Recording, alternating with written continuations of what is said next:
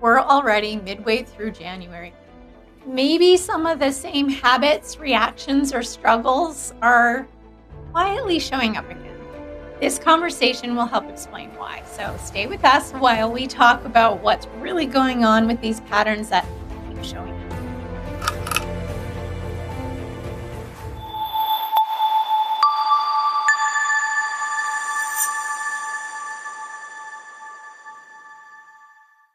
Welcome to the Better You Show. I'm Doris, and I'm here with the BetterYou.coach team. We appreciate you being here today as we chat about how New Year, New You energy was great until real life interfered and we fell back into our old patterns.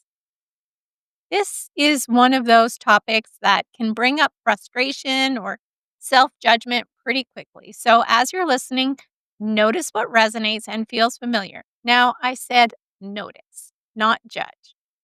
That's usually where the most useful insights live, is in the noticing.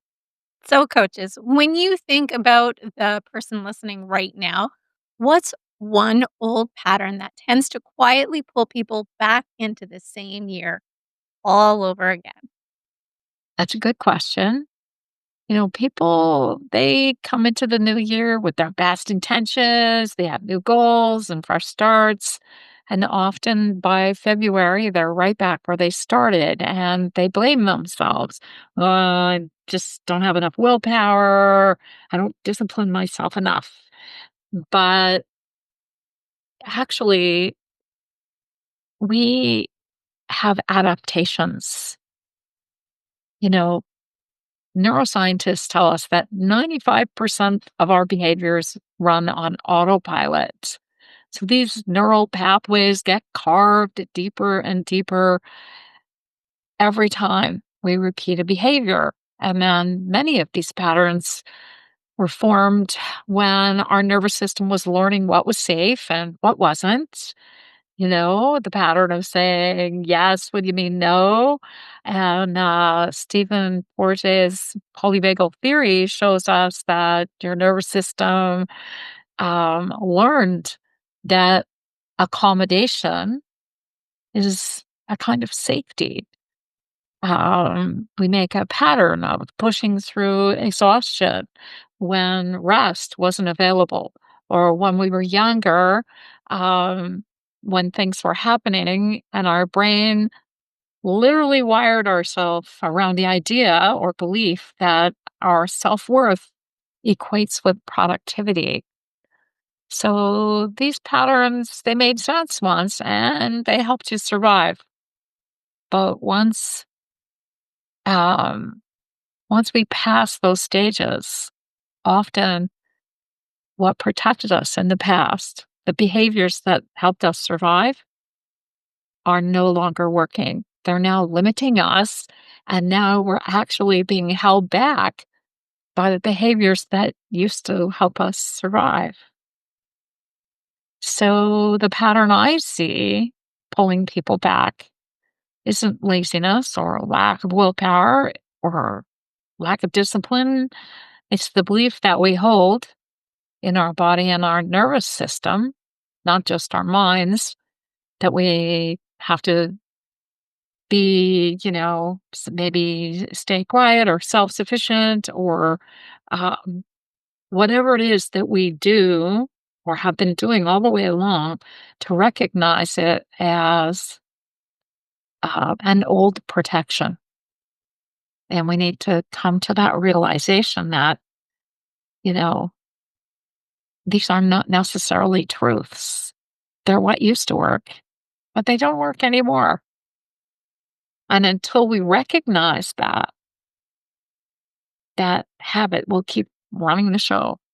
It could be different for every client, but I think for a lot of women, um, self-sabotage over responsibility and putting other people's needs before their own is a big one. Uh, and I think you have to break this pattern by setting boundaries, and understanding that your self-worth isn't tied to constant effort or perfection. And I think for a lot of people, including me, that can be really hard because this patterning has started generally from such a young age. We're such a creature of habits, right? So we always want to follow a pattern. Automatically, our brain tries to keep us from being from being unknown to be in the unknown areas or the step of the life, right? So what happens at that time is it just brings us back to the old pattern. So when you're saying that, ask that question, I'm going to give you an example. And I see that with my clients all the time. When I'm dealing with someone very anxious and when they don't want to break that pattern and they're stressed, they're feeling anxious and they're having that sweats. And sometimes they feel that, oh my God, I'm just gonna, it's overwhelming. I'm going to faint. And there's so much that comes down to that point. And you feel paralyzing. You don't want to even take the next step because even thinking about take something doing different, which is not you're not sure about, is giving you those kind of emotional triggers.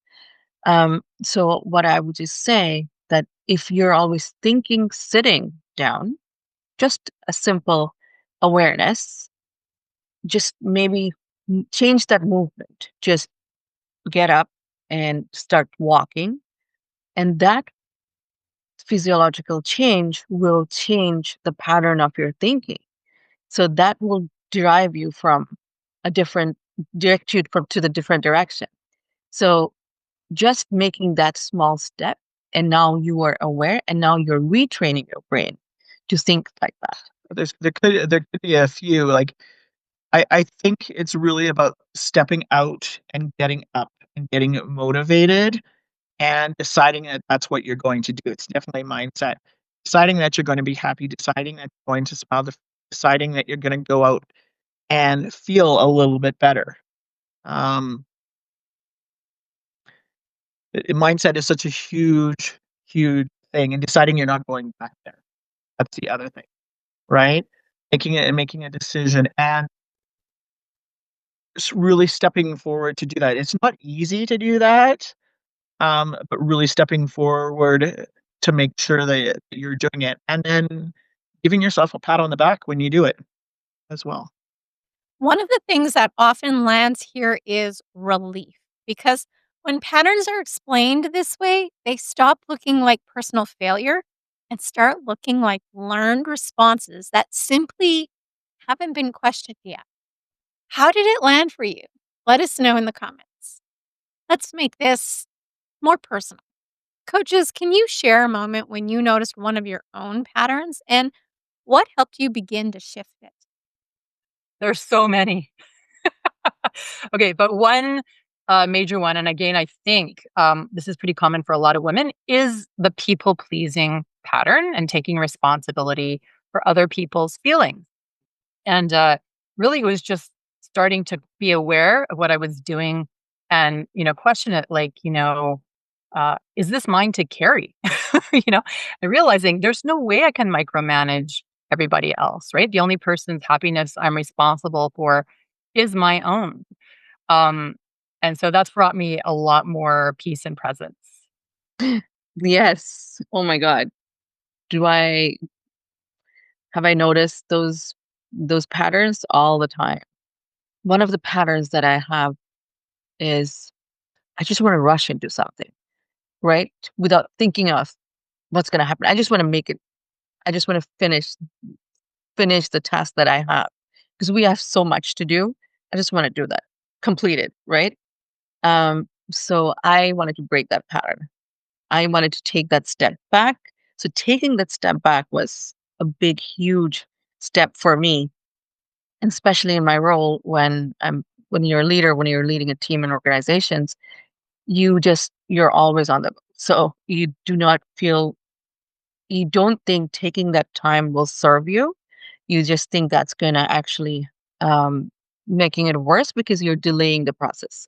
So at that point, I had to break that pattern, and how I did that is again being mindful about and learning to be present. One of my own patterns,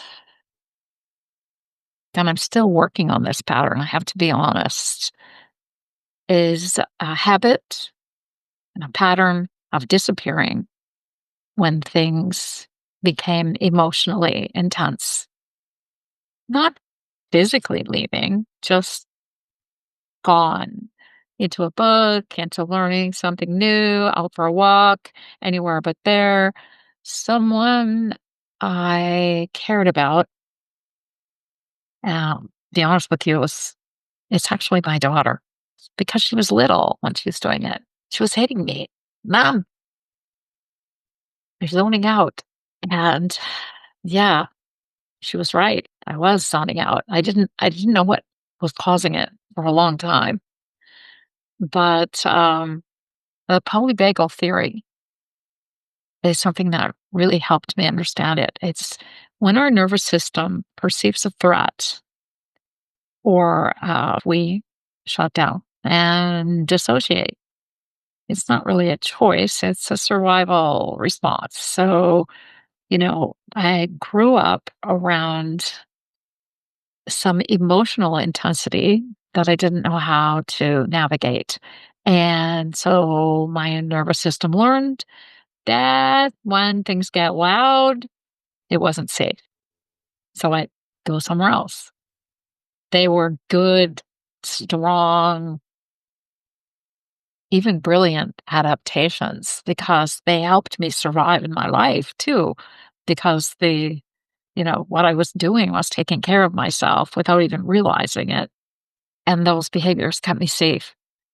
But as an adult in relationships, was I actually safe when I was doing that? Was I actually able to navigate, or had I fallen into a pattern that was just keeping me isolated?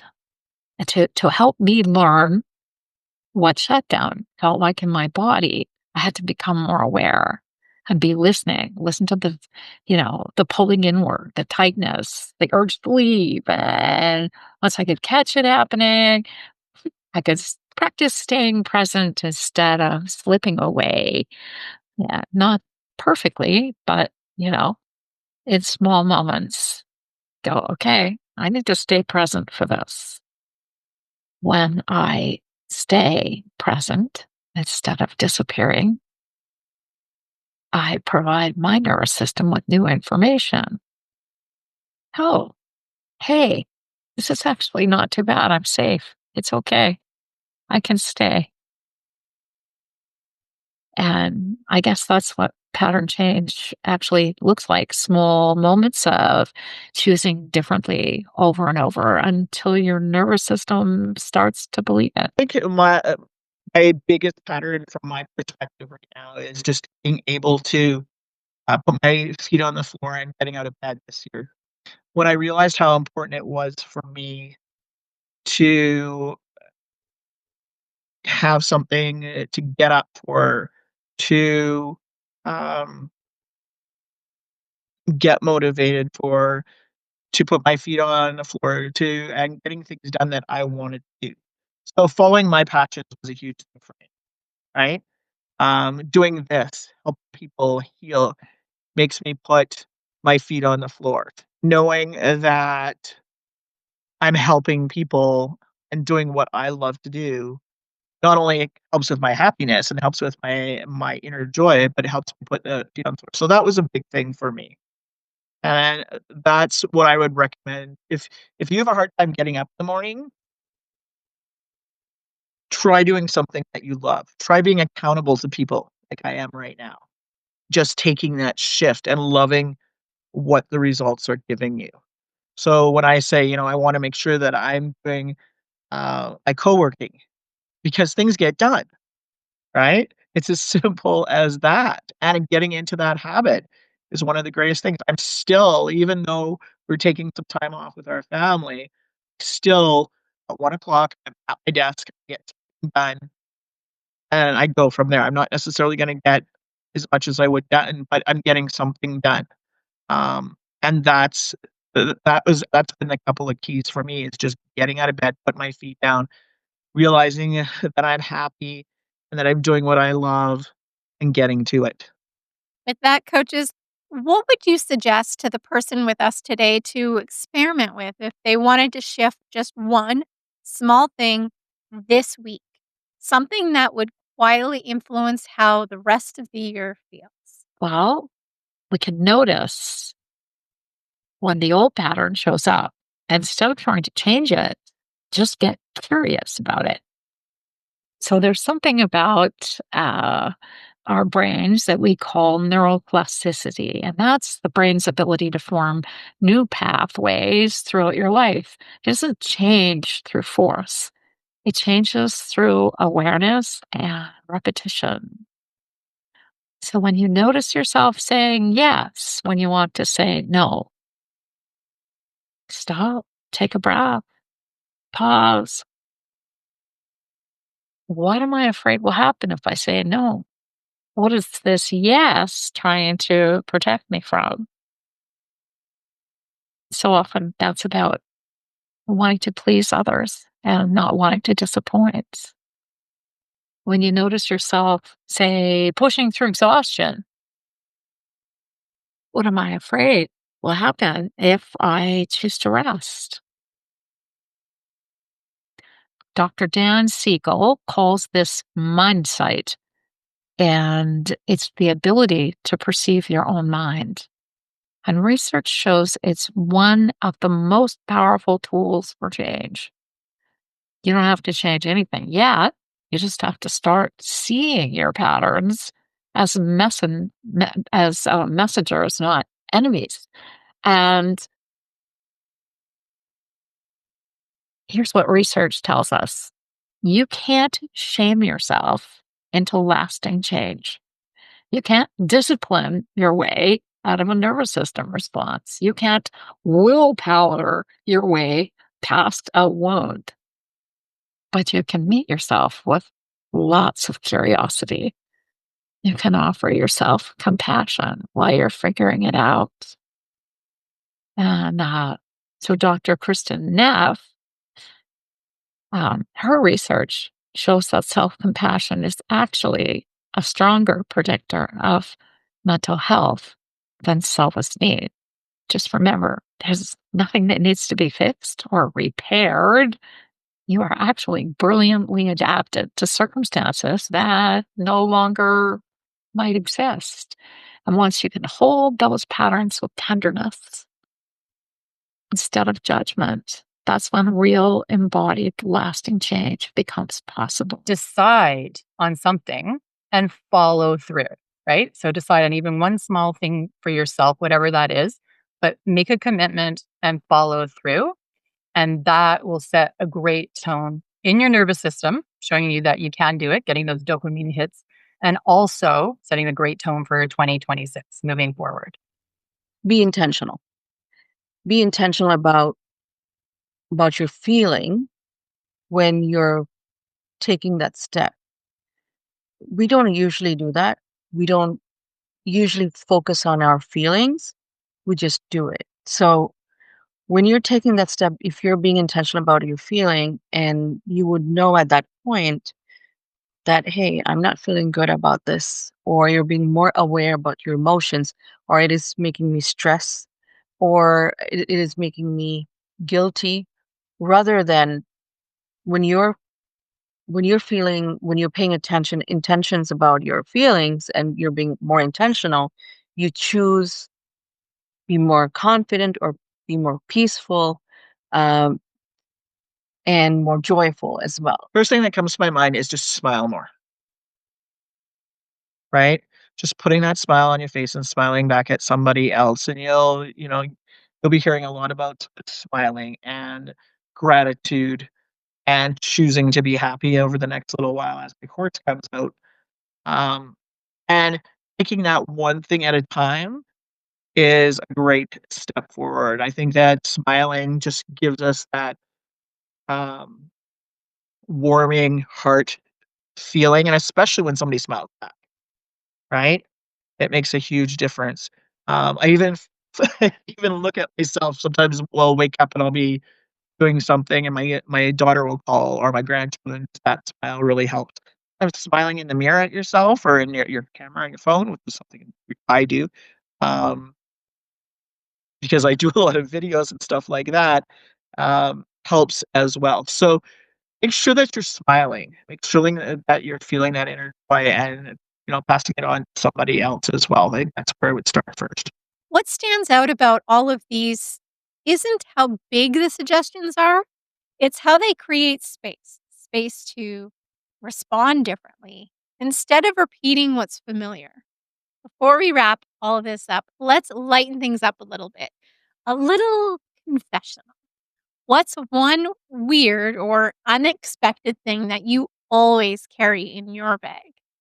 For me, I don't carry a bag. So I just carry my phone that has all of my cards and stuff in the back of it. And that's about it. What about you guys? My Pokemon ball. That's what I would have to say. Um, I love playing Pokemon. It's one of the things that I do for fun. My daughter got me addicted a few years ago, and um, so the Pokemon ball helped me get things or catch things um, faster at some point in time. So if I need certain things, they're there. I can turn it on to automatically do it. So to automatically pick them up for me. So that's one of my weird things. I think one of the most weird things I have in my handbag. One thing I always carry is Band-Aid. And I always carry it. I don't know if it's a mom thing, but I always have Band-Aids. And those Band-Aids are very cute. I always have some cute Band-Aids. It could be from Pokemon or Cinderella. And wherever I see some cute Band-Aids, I will always carry it in my purse.